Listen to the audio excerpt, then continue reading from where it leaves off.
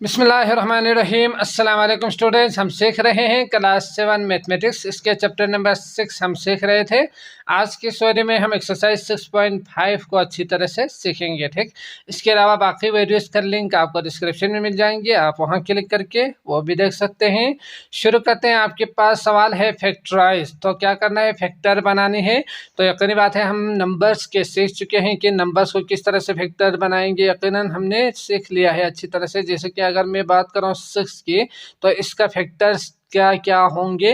तो हमने सीखा था कि 1 multiply by 6, 2 multiply by 3, 3 multiply by 2 और इसके साथ साथ 6 मल्टीप्लाई बाई 1। तो ये सारे क्या है, इसका फैक्टर्स है, ये हमने सीखा था।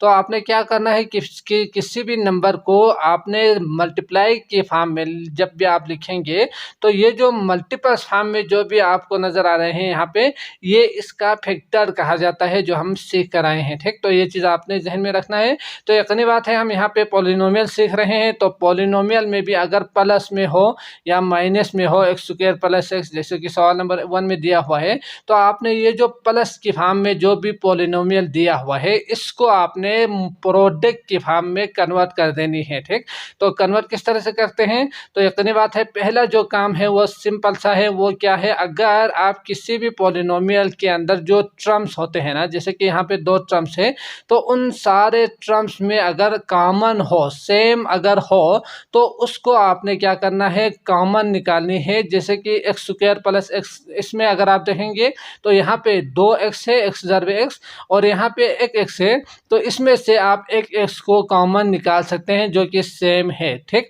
तो बचेंगे क्या, अंदर एक एक्स बचेंगे और एक एक्स बाहर आ चुके हैं, 1 बचेंगे। तो ये आ चुके हैं मल्टीप्लाई के फॉर्म में, ज़रब के फॉर्म में। तो इससे कहा जाता है फैक्टर। समझ गए। तो पहला जो सिंपल सा काम है वो है आपके पास कॉमन आपने निकालनी है। इसके अलावा अगले एक्सरसाइज में हम मज़ीद सीखेंगे कि अगर जो क्वाड्रेटिक पॉलिनोमियल है, अगर उस तरह के हो, तो आप किस तरह से आप फैक्टर बना सकते हैं या फैक्टराइज कर सकते हैं। ठीक, तो पहला काम आपने क्या करना है, कॉमन निकालनी है। तो करते हैं। इसमें सारे जो सवाल है उसमें हमने क्या करना है, कॉमन निकालनी है। तो 1 बाई 1 हम इसको सॉल्व करते हैं। सवाल नंबर 1 है आपके पास एक्स स्क्वायर प्लस एक्स।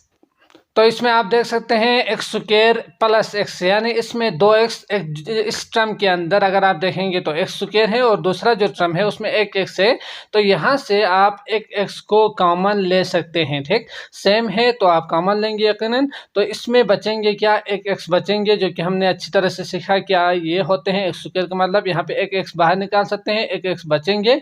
और दूसरा जो है उसमें आप देख सकते हैं एक्स बाहर हमने निकाला, तो यकीनी बात है यहाँ पे 1 मल्टीप्लाई हो रहे हैं ना, तो ये बचेंगे क्या, 1 बचेंगे। ठीक, तो ये आ गए आपके पास फैक्टर। समझ गए। तो ये सिंपल सा सवाल है, आप इजीली समझ जाएंगे। अगला है पार्ट 2। सवाल है आपके पास एक्स की क्यूब प्लस एक्स का स्क्वायर। तो इसको समझाने के लिए अगर मैं यहाँ पे कहूँ तो एक्स एक्स एक्स, यहाँ पे एक्स का पावर 3 है, तो इसका मतलब 3x होंगे। और यहाँ पे एक्स की पावर 2 है, तो इसका मतलब 2x होंगे। तो आप देख सकते हैं यहाँ पे 3x मतलब यहाँ पे 2 और यहाँ पे 2x सेम है, तो इसका मतलब हम x की पावर 2 कॉमन ले सकते हैं। ठीक, तो इस तरह से आपने समझना है। तो यकीनन आप देख सकते हैं यहाँ पे 3, यहाँ पे 2 है, तो इसका मतलब 2 कम अज़ कम दोनों में कॉमन है। तो हमने क्या करना है, इक्वल टू का साइन लाजमन यूज करना है। तो x का 2 कॉमन लेनी है, अंदर क्या बचेंगे, 2 कॉमन लिया है तो सिर्फ एक x बचेंगे, पावर 1 लिखने की जरूरत नहीं है। यहाँ पे x का स्क्वायर बाहर आ चुके हैं दोनों, तो बचेंगे क्या, 1 बचेंगे। तो ये आपका बन गया, मल्टीप्लाई के फॉर्म में आ चुके हैं, तो इसका मतलब यही फैक्टर होंगे। ठीक, इसके बाद अगला है 3। सवाल है 2y का क्यूब प्लस 4y। तो आप देख सकते हैं यहाँ पे 2, और इसके लिए हम 2 मल्टीप्लाई बाई 2 करके लिख सकते हैं, है ना। इसका 4 का जो फैक्टर है वो आप जानते ही है कि 1 जब 4, 2 जब 2 भी होते हैं। तो हमें यहाँ पे 2 यहाँ पे है, इसलिए हमें क्या करना है, 2 मल्टीप्लाई बाई 2 करके इसका फैक्टर आप बना सकते हैं।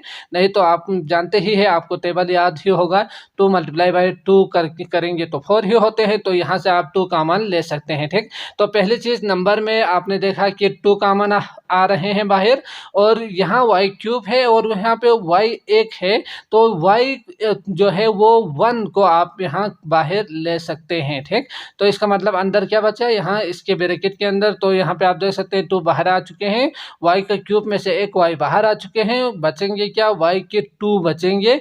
इसके बाद प्लस का साइन है तो प्लस यूज करेंगे, यहाँ से 2 बाहर हम निकाल चुके हैं, 2 मल्टीप्लाई बाई 2 में से, तो 2 अंदर क्या बचेंगे, 2 ही बचेंगे। इसके बाद y1 बाहर आ चुके हैं, तो यही आपका फैक्टर होंगे। ठीक, इसके बाद अगला है 4। इसमें अगर आप देखेंगे तो 4 और 20, तो आप इसके लिए 4 मल्टीप्लाई बाई 5 लिख सकते हैं, या आपने इसको ना जहन में रखना है। ठीक, ये 4 का मल्टीपल है करके। ठीक, तो यहाँ पे आप देख सकते हैं 4, तो पहली चीज़ 4 कॉमन आ रहे हैं बाहर, और a की पावर 4 और a की पावर 2, तो यहाँ पे 4 यहाँ पे 2, तो इसका मतलब यहाँ पे भी 2 है ना, तो इसके लिए a की पावर 2 आप बाहर कॉमन ले सकते हैं। ठीक, तो यहाँ पे आप देख सकते हैं 4 बाहर आ चुके हैं, a की पावर 4 में से 2 भी बाहर आ चुके हैं, a की पावर 2 बचेंगे, -4 5 6 20, तो इसका मतलब 5 बचेंगे यहाँ पे, और a का स्क्वायर बाहर आ चुके हैं, तो यही आपका क्या होंगे, आंसर होंगे। ठीक, इसके बाद अगला है 5। तो सवाल है आपके पास 2y का क्यूब, तो सॉल्यूशन लिखने के बाद यकीनन 2 और 7 और 1, तो यकीनन आप देख सकते हैं यहाँ पे 2 यहाँ पे 7, तो ये 2 का मल्टीपल्स नहीं है, या यूं कहें कि ये दोनों इनका सेम फैक्टर नहीं बन रहा, और यहाँ पे 1 है, तो इसका मतलब नंबर्स में कोई भी कॉमन या कोई भी नंबर सेम नहीं है। ठीक, तो बाहर आप नहीं निकाल सकते। इसके बाद अगर आप देखेंगे तो y का क्यूब, y का स्क्वायर और y की पावर 1, तो कम से कम y एक सब में मौजूद है, एक y यहाँ पे भी एक है, यहाँ पे भी एक और यहाँ पे भी एक, तो इसके लिए हम y कॉमन ले सकते हैं। तो बचेंगे क्या कि यहाँ पे 2y की पावर 1 बाहर आ चुके हैं, 2 बचेंगे 3 में से, और यहाँ पे 7 और y की पावर 1 बाहर आ चुके हैं, y की पावर 1 बचेंगे, और यहाँ पे आप देख सकते हैं y जो है बाहर आ चुके हैं, बचेंगे क्या, 1 ही बचेंगे। ठीक, तो इस तरह से आप देख सकते हैं इसका फैक्टर होंगे ये। इसके बाद अगला है आपके पास 6, तो ये भी बिल्कुल सेम टू सेम इसकी तरह ही है, तो आप देख सकते हैं 5 4 3 किसी भी नंबर में जो फैक्टर है वो सेम नहीं है, तो सिर्फ a ही बाहर आएंगे। 5 a की पावर 4 में से a बाहर आ चुके हैं, 3 बचेंगे, 4 और a स्क्वायर में से a बाहर आ चुके हैं, a बचेंगे, और यहाँ पे से 3 बचेंगे, a बाहर आ चुके हैं यहाँ पे, तो इसका मतलब a कॉमन आ चुके हैं यहाँ पे, तो ये आ गए आपके पास मल्टीप्लाई के फॉर्म में। तो जब ये मल्टीप्लाई के फॉर्म में आए तो इसका मतलब यही आपका फैक्टर्स होंगे। ठीक, इसके बाद अगला है 7। अगला है आपके पास 7xy y z square x square y square z square. ठीक, तो यहाँ पे आप देख सकते हैं कोई भी एक ऐसा वेरिएबल जो सेम हो, तो x नहीं है, y और y स्क्वायर, तो इसमें y एक ऐसा वेरिएबल है जो सब में कॉमन है, तो आप यहाँ पे y को कॉमन ले सकते हैं। तो बचेंगे क्या, x बचेंगे, और इसके साथ साथ y बाहर आ चुके हैं, z का स्क्वायर बचेंगे, इसके साथ साथ x का स्क्वायर y एक बाहर आ चुके हैं, y एक बचेंगे अंदर, और z का स्क्वायर ही रहेंगे ये। ठीक, तो इस तरह आप देख सकते हैं ये ज़रब के फॉर्म में आ चुके हैं, तो इसका मतलब यही आपका आंसर होंगे। अगला है आपके पास 8। सवाल है आपके पास 7a - 7a का क्यूब प्लस 14a की पावर 4, समझ गए। तो आप देख सकते हैं सॉल्यूशन लिखने के बाद यहाँ पे 7 7, और इसके लिए यकीनी बात है 7 का मल्टीपल है 7 दूनी 14, आप इसे लिख सकते हैं। ये सिर्फ जहन में रख के फिर कॉमन लेनी है, ना कि यहाँ पे लिखना है। ठीक, समझाने के लिए मैं बता रहा हूँ यहाँ पे। तो 7 दूनी 14 है ना, तो इसका मतलब यहाँ पे भी 7, यहाँ पे भी 7, यहाँ पे भी 7 सेम है, और इसके साथ साथ a और a मतलब एक कम से कम सेम है, तो इसके लिए आप ले सकते हैं 7 को भी और a को भी कॉमन ले सकते हैं। ठीक, तो यहाँ पे आएंगे 1, यहाँ पे 7 बाहर आ चुके हैं, एक a बाहर आ चुके हैं, a की पावर 2 आएंगे, और यहाँ पे 7 दूनी 14, तो 2 बचेंगे, 7 जो है वो बाहर आ चुके हैं, a की पावर 4 में से एक बाहर आ चुके हैं, 3 बचेंगे, तो यही आपका फैक्टर होंगे। ठीक, इसके बाद अगला है 9। सवाल है x square y 2x square y x का क्यूब y का स्क्वायर। तो आप देख सकते हैं x का स्क्वायर एक्स का स्क्वायर और एक्स का क्यूब, इसका मतलब एक्स का स्क्वायर सब में सेम है, तो यहाँ पे आप एक्स का स्क्वायर कॉमन ले सकते हैं। इसके बाद वाई और वाई स्क्वायर, तो इसका मतलब एक वाई सब में कॉमन है, सेम है, ठीक। तो आप यहाँ पे लिखेंगे वाई। इसके बाद बाकी जो है इसको लिखना है, तो एक्स का स्क्वायर बाहर आ चुके हैं, वाई भी बाहर आ चुके हैं, बचेंगे क्या, इसके साथ 1 मल्टीप्लाई करके आप लिख सकते हैं या खाली छोड़ दें, समझना है सिर्फ। तो यहाँ पे बचेंगे क्या, 1 बचेंगे। इसके बाद के माइनस कितना है, -2, तो -2 ही रहेंगे क्योंकि नंबर्स हमने कॉमन नहीं लिया है, यकीनन है भी नहीं है इसमें। इसके बाद एक्स का स्क्वायर बाहर आ चुके हैं, वाई बाहर आ चुके हैं, तो इसका मतलब 2 ही बचेंगे। इसके बाद यहाँ पे एक्स का क्यूब वाई स्क्वायर, तो इसमें आप देख सकते हैं प्लस है तो प्लस लिखेंगे। एक्स का क्यूब में से 2 बाहर आ चुके हैं तो एक्स का एक्स ही होंगे, वाई स्क्वायर में से वाई बाहर आ चुके हैं तो वाई एक यहाँ पे रहेंगे, ठीक। तो इसको अगर आप चाहो तो मज़ीद सॉल्व भी कर सकते हैं। तो एक्स का स्क्वायर वाई और यहाँ पे 1 -2 तो -1, या यहाँ से पहले आप सॉल्व करके फिर बाद में कॉमन भी आप ले सकते हैं क्योंकि ये सेम है, एक्स स्क्वायर वाई, तो इसलिए, ठीक। इसके बाद -1 प्लस एक्स वाई आपके पास आंसर होंगे, ठीक। अगला करते हैं 10। सवाल है आपके पास 2x का square y cube 6x square y square plus 2x y का क्यूब, ठीक। तो इसमें आप देख सकते हैं 2 और इसे आप लिख सकते हैं 2 मल्टीप्लाई बाई 3 करके, और यहाँ पे 2 है तो इसका मतलब 2 2 2 सब में कॉमन है, सेम है, ठीक। तो इसके लिए आप 2 ही बाहर निकालेंगे। इसके बाद एक्स का स्क्वायर एक्स, तो इसका मतलब एक एक्स कॉमन है सब में। वाई का क्यूब वाई स्क्वायर वाई का क्यूब, तो इसमें वाई का स्क्वायर, इसमें भी वाई स्क्वायर, इसमें भी वाई स्क्वायर कॉमन है, तो आपने यहाँ पे वाई स्क्वायर बाहर निकाल देनी है। बाकी बचेंगे क्या, वो लिखेंगे। तो 2x एक बाहर आ चुके हैं, एक x को आपने लिखना है, वाई का स्क्वायर बाहर आ चुके हैं, एक y को आपने लिखना है, और 2 3 6 तो 3 लिखेंगे। x का स्क्वायर में से एक x बाहर आ चुके हैं, x आपने लिखना है, वाई स्क्वायर बाहर आ चुके हैं, तो +2 में से 2 बाहर आ चुके हैं, एक्स और वाई क्यूब में से वाई स्क्वायर तो वाई बचेंगे, ठीक। तो यही आपका फैक्टर होंगे। इसके बाद अगला है 11। तो क्वेश्चन नंबर 11 आपको नज़र आ रहे हैं, तो इसमें आप देख सकते हैं 2 4 और 3, तो इन सब में कोई भी 2 या 3 या 4 कॉमन नहीं है, तो इसके लिए हम नंबर्स को कॉमन नहीं ले सकते। इसके बाद आप देख सकते हैं एक्स का क्यूब एक्स का स्क्वायर और एक्स का क्यूब, तो इसका मतलब एक्स की पावर 2 को आप कॉमन ले सकते हैं, ठीक। इसके साथ साथ आप वाई के क्यूब को चेक करेंगे तो वाई क्यूब वाई स्क्वायर, तो वाई स्क्वायर आप कॉमन ले सकते हैं। Z4 Z4, तो Z3 कम से कम सब में है, तो यहाँ पे Z3 बाहर आएंगे। बचेंगे क्या, वो देखते हैं 2। इसके बाद एक्स का स्क्वायर बाहर आ चुके हैं, एक्स बचेंगे, वाई स्क्वायर तो वाई का क्यूब है तो एक वाई होंगे, Z का क्यूब बाहर आ चुके हैं तो एग्जैक्ट यहाँ पे रहेंगे, ठीक। इसके बाद 4 है, एक्स का स्क्वायर वाई स्क्वायर जेड के क्यूब सारे बाहर आ चुके हैं, तो यहाँ पे प्लस होंगे। इसके बाद 3 एक्स का क्यूब तो एक्स वाई स्क्वायर और वाई के 4 तो जेड, ठीक। तो ये आ गए आपके पास फैक्टर, समझ गए। इसके बाद अगला है 12। अगला है question number 12, a square plus a b plus a c plus b c, तो आप देख सकते हैं ए सब में कॉमन नहीं है, बी सब में कॉमन नहीं है, तो इसके लिए आपने क्या करना है, यहाँ पे आप देख सकते हैं 4 टर्म दिया हुआ है, 1 2 3 4 करके। अब आपने क्या करना है, 2 2 को इस तरह से ना अलग करके फिर कॉमन लेनी है, ठीक। जैसे कि आप देख सकते हैं इन दोनों में ए कॉमन है, इन दोनों में सी कॉमन है, तो यहाँ से आप कॉमन लेके फिर दोबारा आपने यहाँ पे 2 स्टेप करनी है। हम पहले एक स्टेप करके आंसर निकाल रहे थे ना, अब यहाँ पे सेम नहीं है, तो इसके लिए आपने क्या करना है, 2 स्टेप करनी है। सॉल्यूशन के बाद यहाँ पे आप लिखेंगे इन दोनों में क्या कॉमन है, ए कॉमन है, तो ए को बाहर निकालते हैं, ए बचेंगे प्लस बी अंदर रहेंगे, ठीक, इसके ब्रैकेट के अंदर। इसके बाद यहाँ पे अगर आप देखेंगे तो प्लस के बाद सी कॉमन है, तो आपने क्या करना है, सी को बाहर निकाल देनी है, ए प्लस बी आएंगे इसके साथ। अब आप देख सकते हैं यहाँ पे हम दूसरा जो स्टेप है इसमें आप डायरेक्ट कॉमन निकाल के आंसर या फैक्टर बना सकते हैं। क्या है इन दोनों में कॉमन, तो आप देख सकते हैं ए कॉमन नहीं है, ए प्लस बी दोनों को साथ हम निकाल सकते हैं बाहर, ठीक। तो बचेंगे क्या, ए प्लस बी दोनों में कॉमन है, इसमें भी और इसमें भी, तो हम बाहर निकालेंगे इसको। तो ए प्लस बी बाहर आ चुके हैं, ए बचेंगे यहाँ पे, और इसमें अगर आप ए प्लस बी देखेंगे तो ये बाहर आ चुके हैं, बचेंगे क्या, सी बचेंगे, ठीक। तो ब्रैकेट क्लोज करेंगे तो आप देख सकते हैं मल्टीप्लाई में आ चुके हैं, तो इसका मतलब यही आपका फैक्टर होंगे, ठीक। इसके बाद आप अगला है 13, क्वेश्चन नंबर 13 इजी है, आप कर पाएंगे। एक्स का cube minus x square y square minus x का क्यूब वाई। तो इसमें आप देखेंगे तो एक्स का स्क्वायर कॉमन है, बाकी आप लिख सकते हैं, ठीक। इसके बाद अगला है 14, तो T square plus 4t minus S T minus 4s।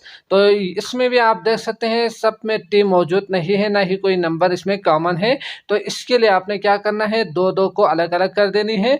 तो किस तरह से कर सकते हैं, तो सेम ही होना चाहिए, जैसे कि हमने देखा कि यहाँ पे ए प्लस बी सेम होना चाहिए, ताकि दोबारा हम कॉमन लेके इसको फैक्टर बना सके, ठीक। तो ये चीज़ आपने जहन में रखना है। तो यहाँ पे आप देख सकते हैं इसमें से टी कॉमन निकालेंगे तो बचेंगे क्या, टी प्लस 4 बचेंगे।